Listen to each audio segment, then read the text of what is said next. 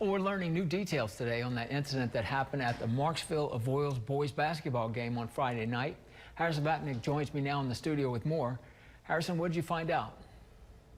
Well, Johnny, KALB sports reporter Julia Keller was at the rivalry quarterfinal game on Friday night when an altercation broke out just after the final buzzer. Initial reports confirmed heavy police presence and 2 people were taken into custody. We now know the identity of the 2 suspects taken into custody. 20-year-old Demarion Waters of Simsport and 23-year-old Willis Johnson of Mansura. Waters is charged with 1 count of rioting and resisting an officer by force or violence, and Johnson was arrested for rioting, resisting an officer by force or violence, and battery of a police officer. According to the Avoyelles Parish Sheriff's Department, no serious injuries are being reported. This incident remains under investigation and additional arrests are expected. If you have any information on this incident, you're asked to contact APSO at the number right now on your screen. Johnny, throw it back over to you.